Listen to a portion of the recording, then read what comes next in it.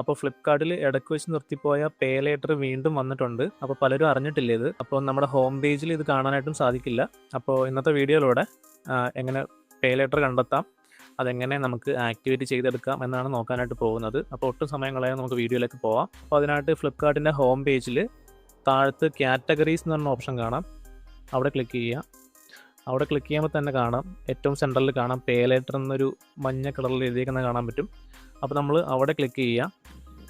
അവിടെ ക്ലിക്ക് ചെയ്യുമ്പോഴാണ് നമുക്ക് അപ്ലൈ ചെയ്യാനുള്ള ഓപ്ഷൻ വരുന്നത്. അപ്പോൾ ഇതിൽ അപ് ടു 1 lakh വരെ കിട്ടും.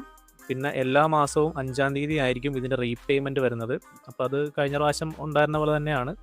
അപ്പോൾ അതിനായിട്ട് നമ്മൾ ആദ്യം ചെയ്യേണ്ടത് നമ്മുടെ പാൻ നമ്പറിൽ ഉള്ള പോലെ തന്നെ നമ്മുടെ പേര് എൻ്റർ ചെയ്യുക എന്നുള്ളതാണ്. അപ്പോൾ നമുക്ക് പേര് എൻ്റർ ചെയ്തിട്ട് നോക്കാം. അപ്പോൾ നമ്മുടെ പേര് എൻ്റർ ചെയ്ത ശേഷം ഗെറ്റ് സ്റ്റാർട്ടഡിൽ കൊടുക്കുക. അപ്പോൾ ഗെറ്റ് സ്റ്റാർട്ടഡിൽ ക്ലിക്ക് ചെയ്ത് കഴിയുമ്പോൾ തന്നെ നമ്മുടെ പാൻ നമ്പർ ഓട്ടോമാറ്റിക്കലി ഫെച്ച് ചെയ്ത് വരുന്നത് കാണാൻ പറ്റും. അപ്പോൾ പാൻ നമ്പർ മസ്റ്റാണ് ഇതെടുക്കാനായിട്ട്. അപ്പോൾ പാൻ നമ്പരും നമ്മുടെ പേരും വരും.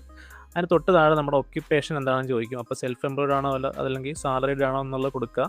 അപ്പോൾ സാലറീഡ് ആണെങ്കിൽ അത് കൊടുക്കുക. അതിനുശേഷം നമ്മുടെ മന്ത്ലി ഇൻകം മിനിമം 25,000+ ആണ് ചോദിച്ചേക്കുന്നത്. അപ്പോൾ അത് നിങ്ങൾ കൊടുത്തിട്ട് ചെക്ക് എലിജിബിലിറ്റി കൊടുത്താലേ നമുക്കിത് അവൈലബിൾ ആണോ അല്ലയോ എന്ന് അറിയാൻ പറ്റുള്ളൂ. അപ്പോൾ ഞാൻ ഓൾറെഡി ഇന്നെലിജിബിൾ ആണ്.